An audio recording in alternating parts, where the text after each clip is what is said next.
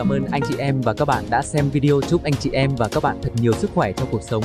Và đừng quên like và đăng ký rung chuông để đón xem những video